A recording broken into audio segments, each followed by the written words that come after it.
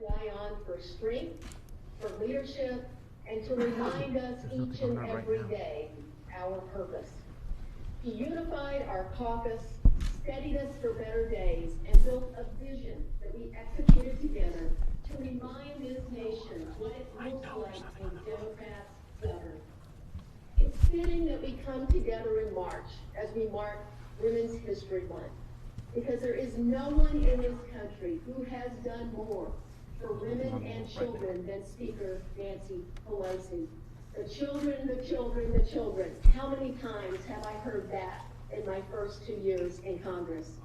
And now, as we see the promise of working with President Biden's administration, let me say it one more time, President Biden.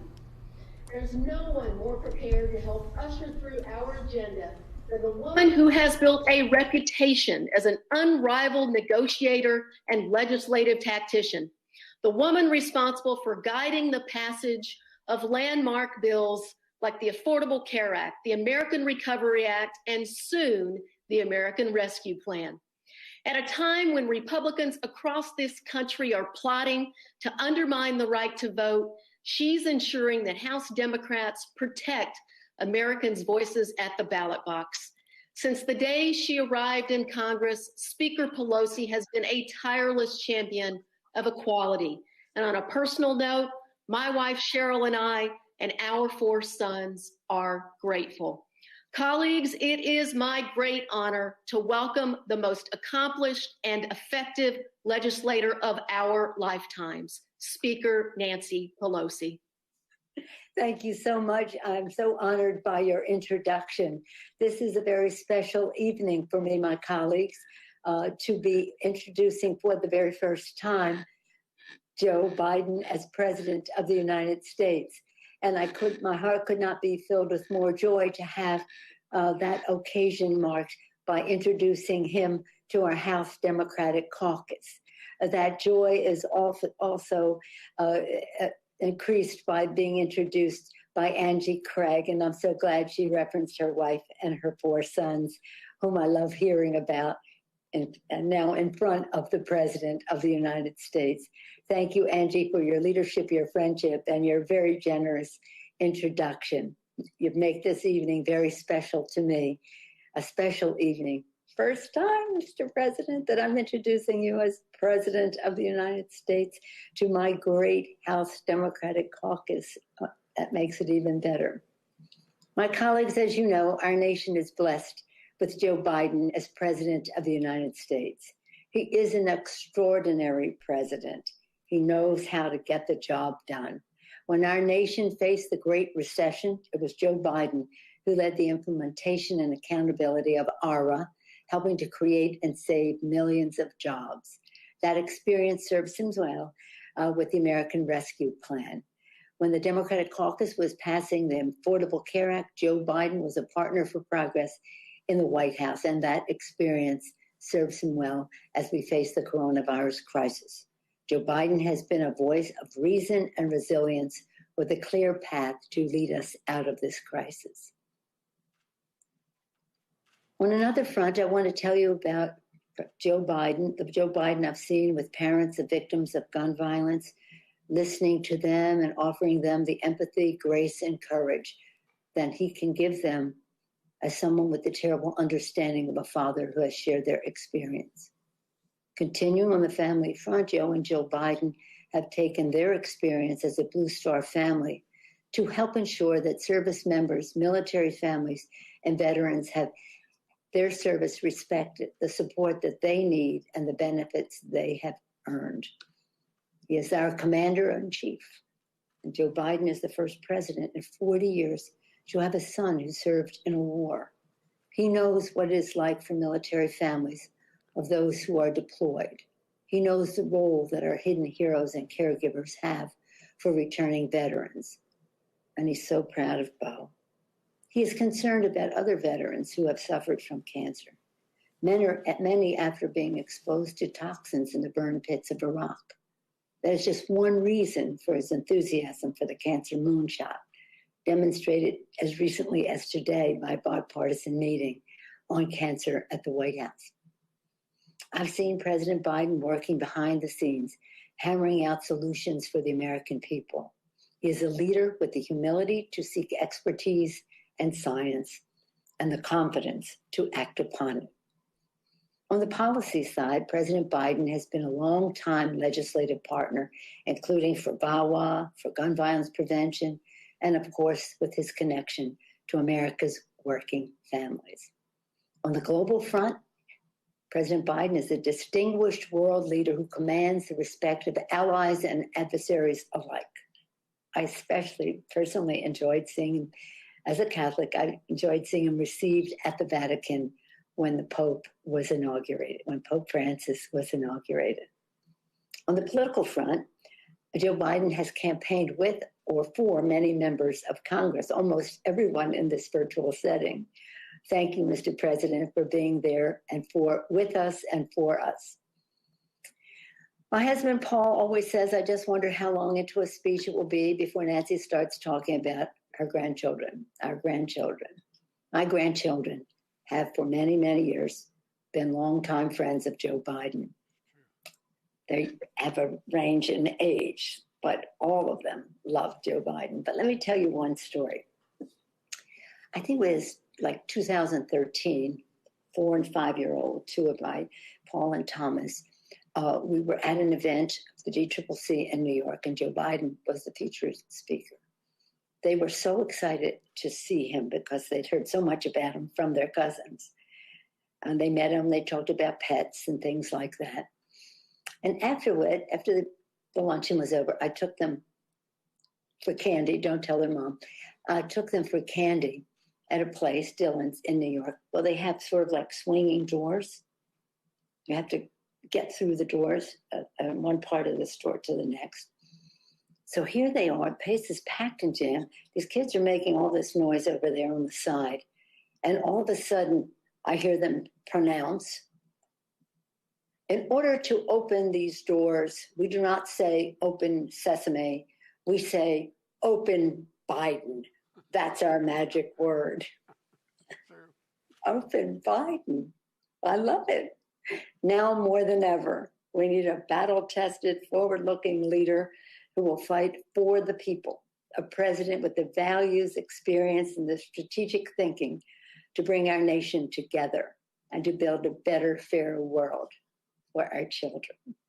As president, he is taking us to new heights of inclusion in the success of America.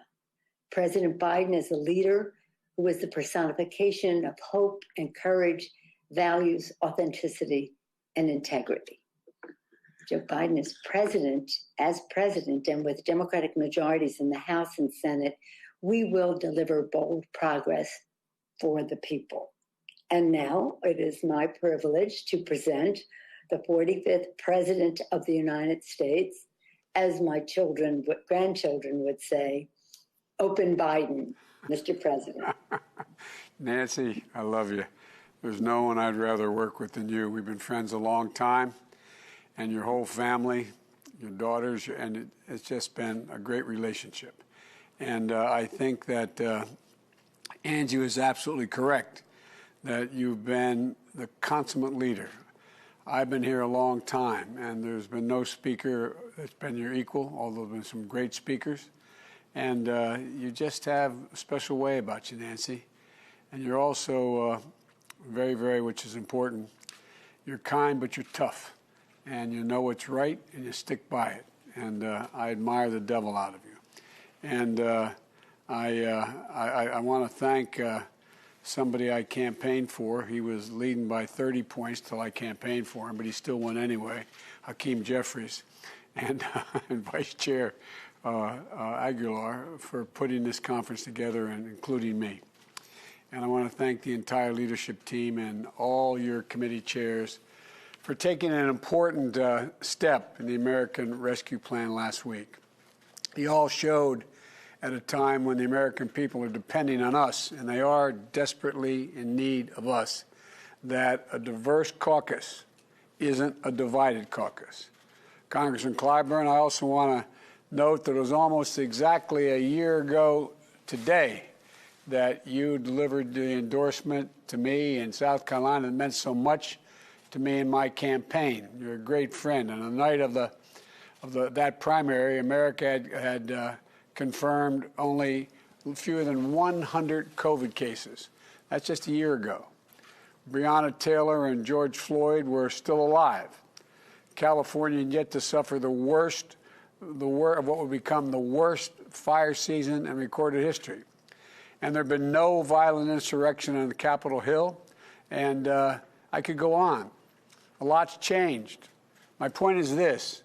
In the year that has passed, all the challenge I spoke about that night, jobs and the economy, affordable, accessible health care, climate change and the need to root out institutional racism, the need for unity and healing, have all become urgent,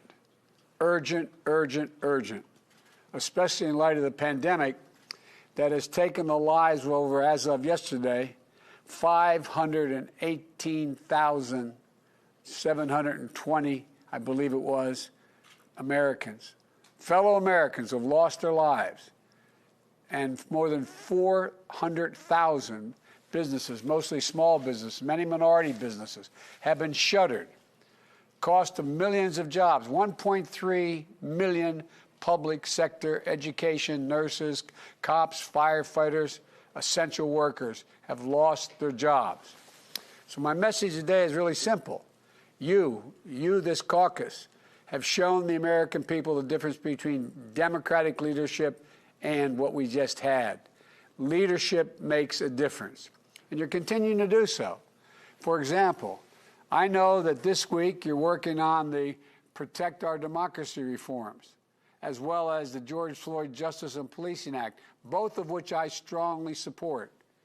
And I know that the past couple of days you've had briefings and conversations on immigration, health care, foreign policy, climate crisis, and a lot more. And as you work on all of these, I urge you to continue to speak up and speak out about the American Rescue Plan. And here's why. You know, the confidence in the American government has been plummeting since the late 60s to what it is now. And many of you remember that in 2009, we expended a lot of political capital, Nancy and I and others, in the Recovery Act. It was an act that had less than 0.2% waste or fraud in it, according to the experts. And the economists told us we literally saved America from the Depression. But we didn't adequately explain what we had done. Barack was so modest, he didn't want to take, as he said, a victory lap. I kept saying, tell people what we did. He said, we don't have time. I'm not going to take a victory lap. And we paid a price for it, ironically, for that humility. And this is a case where every single piece of the bill you passed addresses a genuine, desperate need for the American people. Each piece isn't just defensible, it is urgent and overwhelmingly supported by the people. It's good policy and it's good politics. And I'm not sure we've ever seen something that is needed as badly as the American Rescue Plan that was as broadly popular.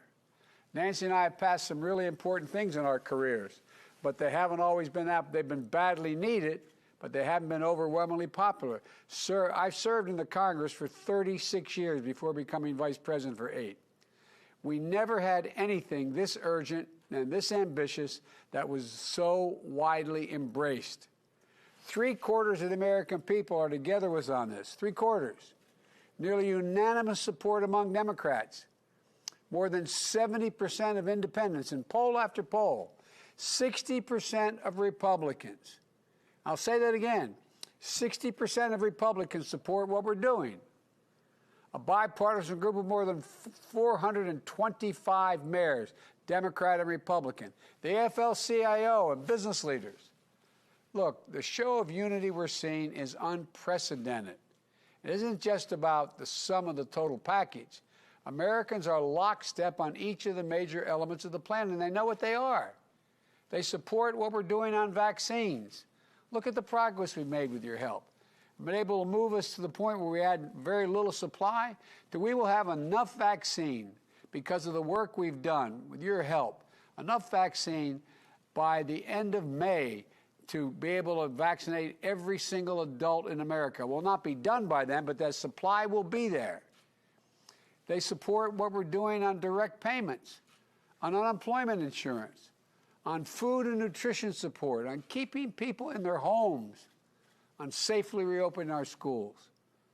Staying unified as we complete this process of passing the American Rescue Plan won't just make a difference in our fight against COVID-19 and our efforts to rebuild the economy, it will also show the American people we're capable of coming together for what matters most to them.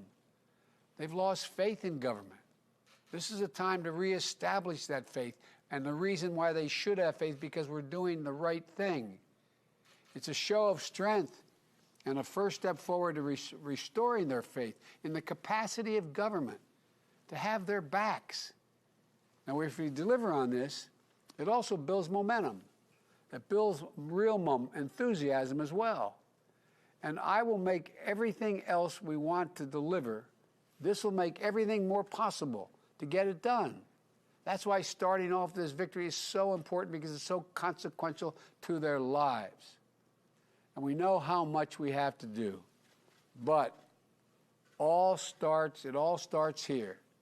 It starts by bringing this home, bringing home what you've done all the way. And I know we're all making some small compromises, but I want to thank you. I want to thank you for the work you've done. I want to thank you for the work we're going to continue to do. I know parts of this and everything else we seek to do are not easy, but people are going to remember how we showed up in this moment, how we listened to them, not specialists, to them, and how we took action. I believe we're going to come through this, and I think that people's memories will be long. And if we continue to stay laser focused on getting shots in people's arms, responding to the economic crisis, it's going to open up a lot of hearts and a lot of doors for us tomorrow to do the many more things we know we have to do. So I want to thank you all. I really mean it from the bottom. I want to thank you. Thank you, thank you, thank you. And I'm happy to take questions if that's what I'm supposed to do, Nance, whatever you want me to do.